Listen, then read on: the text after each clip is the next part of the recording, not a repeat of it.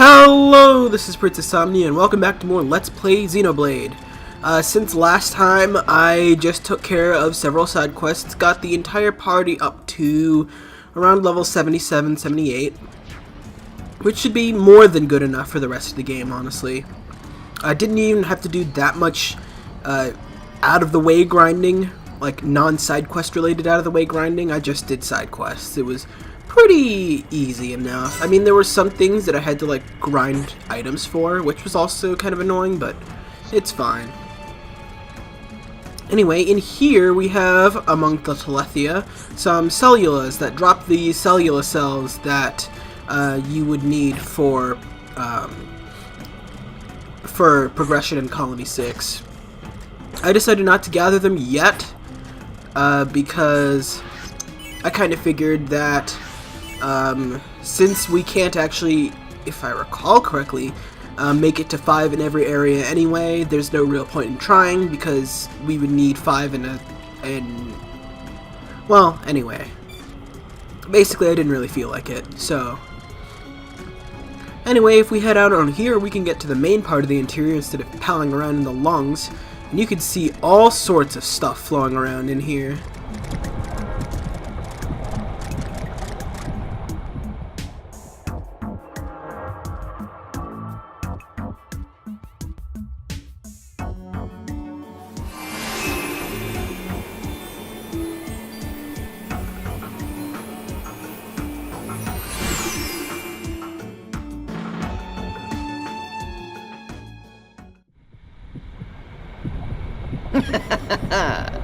You look well, Your Highness. That voice. It's Lorithia. Show yourself! Look at that. The heart of the Bionis. The pulsating life of Lord Zanza. Quit your yapping and show yourself. I await Your Highness here. There is something I wish to show you.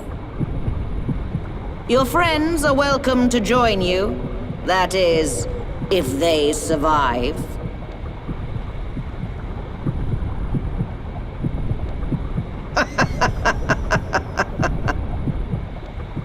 Lorithia, what are you planning? Forget her for now. We must push on to the heart. All right.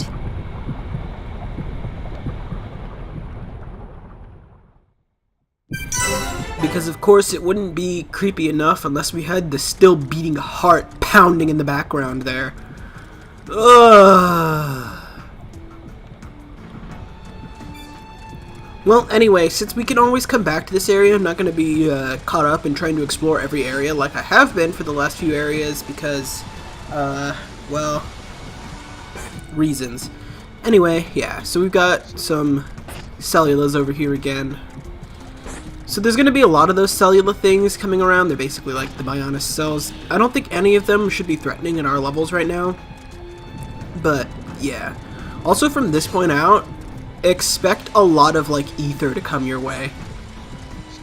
Like ether damage and stuff like that. It's a little annoying, but oh well. You'll just kind of have to deal. Nah. I can't be bothered. You know, the smart thing would have been to look up a map before I entered the area, and then maybe I would know where the hell I'm going. But why would I ever do the smart thing? What kind of channel do you think this is, viewers? Okay, so the basic gimmick of Bionis Interior is that there's like a big lake of ether at the bottom, where if you fall, you'll just die, basically. And up here are a lot of little walkways that you can traverse in order to make it to whatever happens to be your final destination. Alright! Oh, nice. And we got a skill out of that. Ooh, actually, I don't think I mentioned this. I may have panned over them in passing, but a lot of characters got their 5th skill tree. Almost all the time, their 5th skill tree of a character tends to be really strong. So like this one has a lot of different effects, the capstone of which is maxing the talent gauge whenever a vision occurs, which is super useful, like beyond super useful. Ricky doesn't have his, Ryan doesn't have his. I couldn't get these three theirs, nor could I get Fiora's because of the side quest it requires involves levels beyond the final boss. We got Charlotte's Affection, which lets her heal better and stuff like that.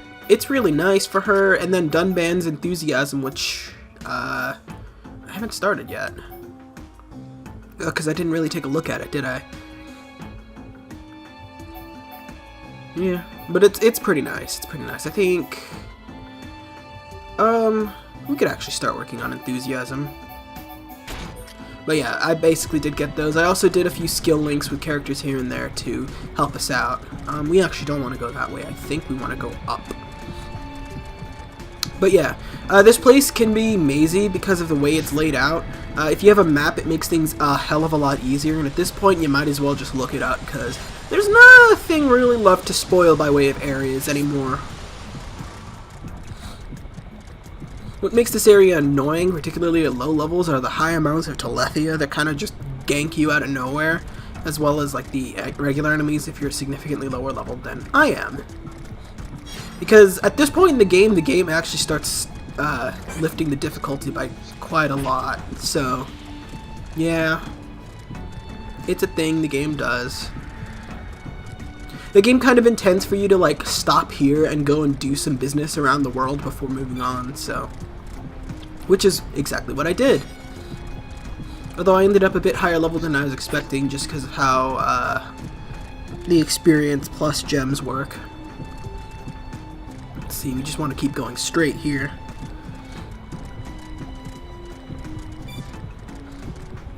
But yeah, I'll be honest, well actually, let me just, I guess, contextualize things first. So I've heard so many complaints in the past about this area from the internet, basically. A lot of people cite this as like the weakest dungeon in the game, and while I disagree, I kind of feel like a lot of the Ether Mine is weak.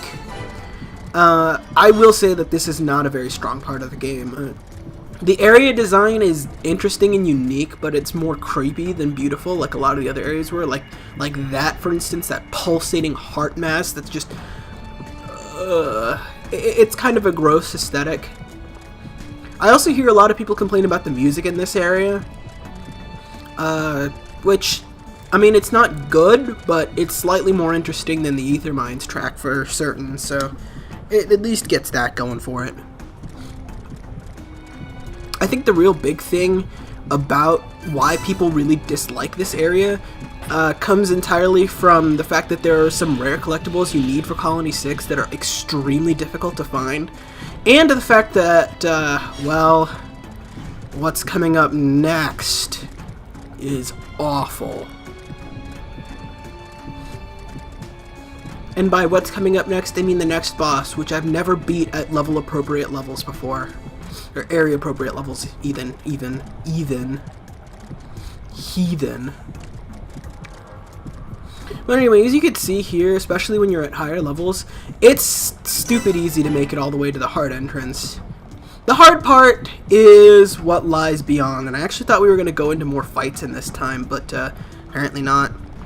But anyway, I'm going to need to readjust my setup real quick, because this boss is very different from just about every other boss we've ever fought. And not in a good way! Okay, so, I've gone ahead and readjusted my setup. Not sure if this is going to really help out a whole lot, but, well, here we go. So as you may notice that my first three party members are different from how I usually set it up. I have Melia, Ricky, and Fiora taking the lead this time.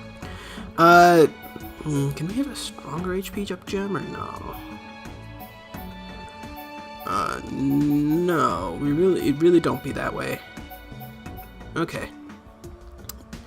Anyway, I have these three set up at the front because this fight you really want to prioritize Ether and AoE Ether abilities above just about everything else you can do. It's super critical that you do Ether damage during this fight unless you want to have a much of a rougher time. You can do it with physical characters, but it requires a different sort of strategy than what I'm going for.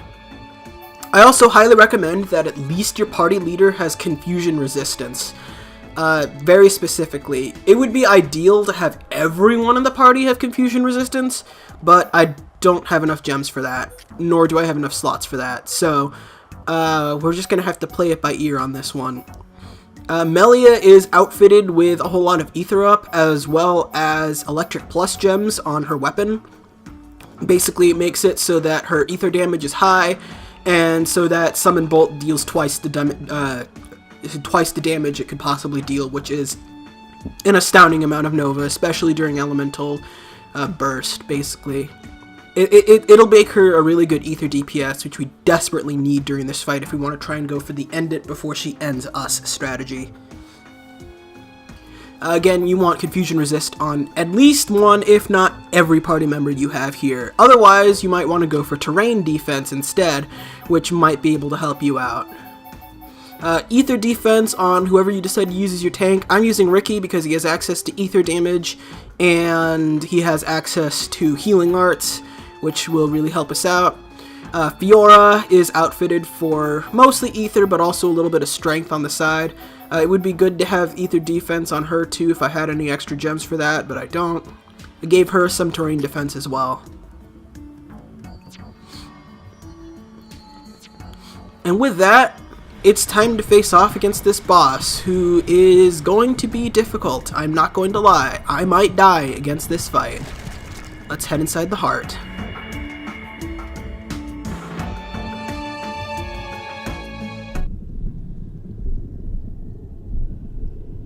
Welcome to my world. I must say, I am surprised. Zanza's vessel truly does have a will of its own, and looking quite sprightly. I'm still alive. I won't die. Not yet. And that's why we're here. Everyone who lives in this world has a life. So, it shouldn't be threatened by anyone. We'll never give in to Zanza. So full of passion. Well, if it's life you're looking for, I'll show you true life. It's...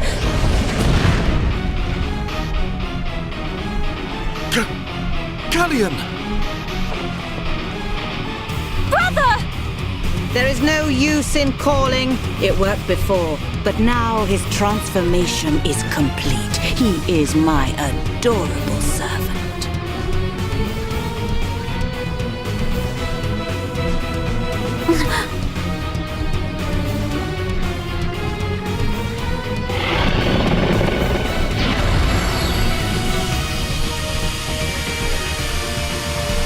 Do you know the meaning of the word telephia? It means that which eliminates impure life. Impure life, just like you. That which Lord Zanza does not require shall be extinguished from this world.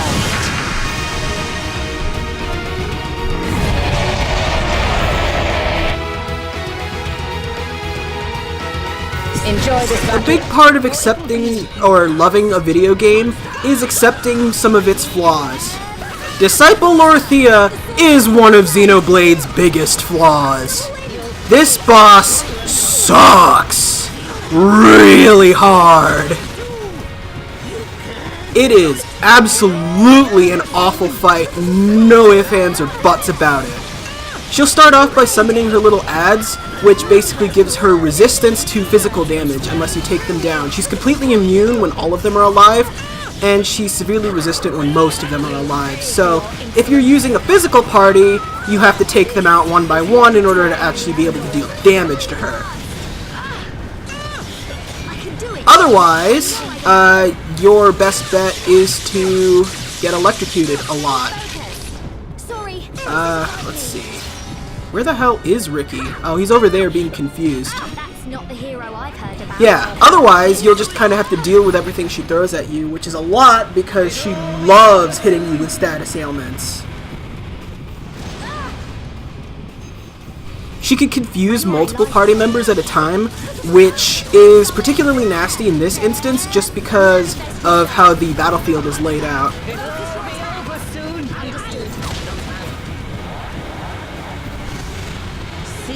Not to mention that killing those things tends to make them...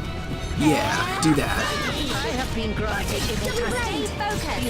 Anyway, yeah, the best thing to do here is to kind of just try and pile on as much ether damage as you possibly can, and try and annihilate her before she confuses your party and sends them flying straight into the acid that's piled up next to you. Oh yeah, that's a thing. So if your party member gets confused, they start wandering around, and she's so big that she might just push them straight into the drink.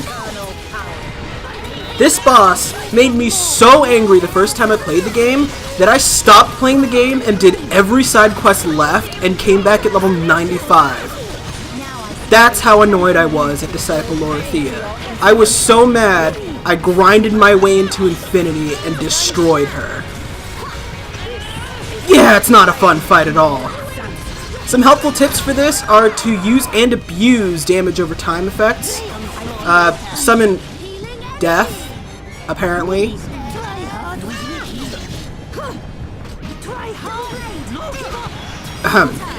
Summon Earth can be pretty useful. Summon Flare can be really useful. Summon Bolt is, as always, extremely powerful. Just try and do everything you can to annihilate her. Unfortunately, it's likely that you're gonna kind of get bodied at some point. You'll pay for your insolence.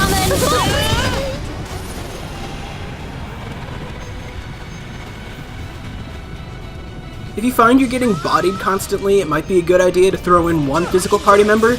They're basically going to do jack shit during this fight, but they'll be able to absorb damage a lot. You'll pay for your insolence. Fiora! You'll pay for your insolence. Oh, now she's starting to say it. Yeah, a lot of the time she will just let out that voice line over and over and over again, because repeated voice lines are always fun, aren't they? You'll pay for your insolence. Searing flames of absolution! Let's see, we almost got her. We seem to be capable of piling on the damage as much as we can. Fiora's kind of getting dicked, but that's kind of what happens. There we go. Sansa!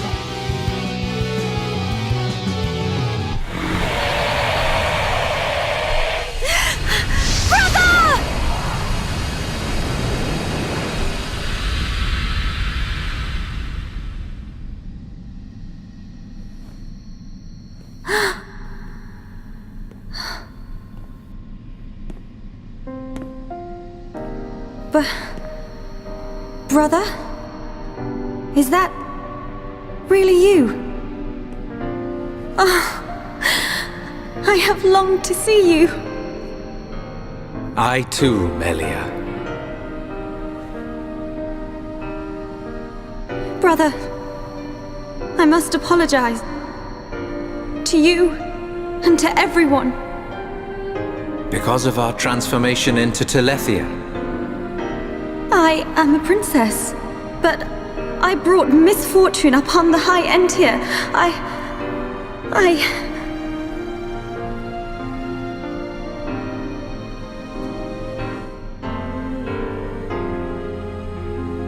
You are mistaken, Melia.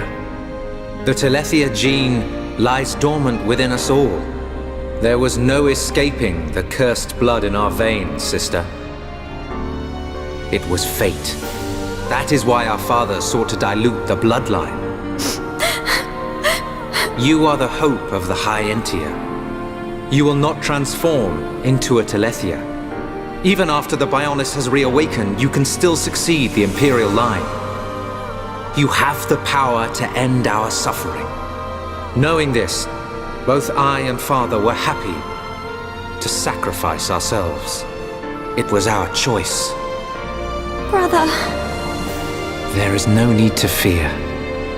After all, this is precisely our wish.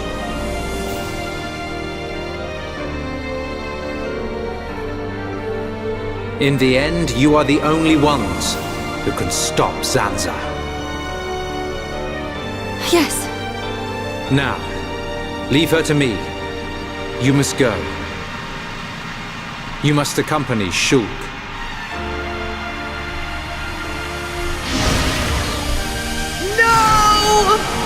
My Telethia! You! What have you done? I have done nothing. This is your destiny. Accept it with dignity! Ah! My body! No! I was promised immortality! Ah!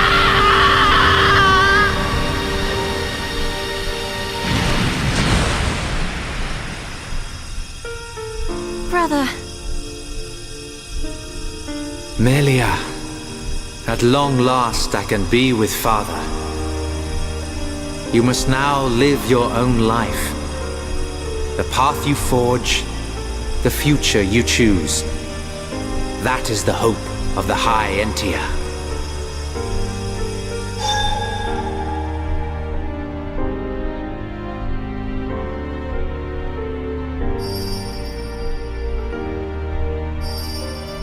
Thank you, brother. Your words will stay with me forever. His words? Oh, Ricky heard. Ricky heard Melly's brother. Oh, Callian say, hope of bird people. Where Melly's brother? Oh, Ricky not see him, but Ricky hear him. Ricky.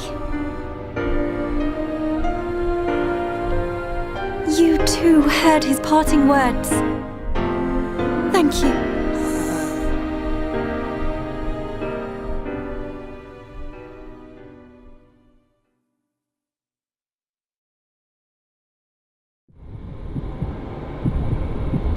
Melia. Thank you for your concern. I am all right. Let us go and secure the future my brother so hoped for. We will. Together.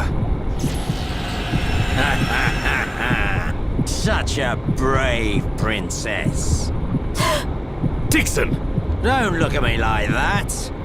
I take time out of my schedule to send you off to a nice spot, and that's how you welcome me. What do you mean? I'll be waiting at Prison Island. I've picked out a lovely place to return your flesh and blood to the Bionis. Don't keep me waiting. See ya later.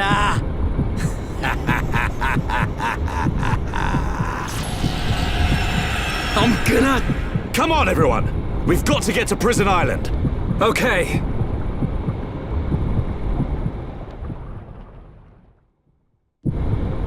Man, I've been dreading that boss for a while now. It's really handy that we were as leveled as we are, because it made it a lot easier to deal with, but yeah. If you walk into that fight expecting, like, I don't know, expecting to do it the way you've been doing just about every fight before now, with, you know, physical party members, you're just gonna get bodied. Especially if you're not prepared for all the status ailments like confusion that she throws at you, because, like, what monster confused you before this point in the game? Exactly. I don't know. I don't know if I could call it a newbie trap, because at this point no one's a newbie. I think I can just call it like a straight up trap. So, yeah, it's super frustrating to deal with, and I don't like it.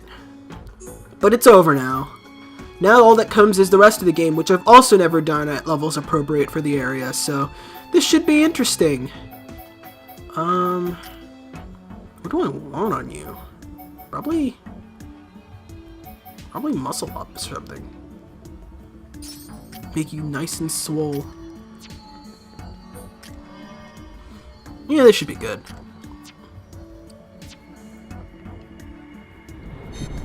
Anyway, the pathway to Prison Island has now opened up now that Lorithia is over and dealt with. In the next episode of Xenoblade Chronicles, we're going to head into the base of the enemy. See you guys then!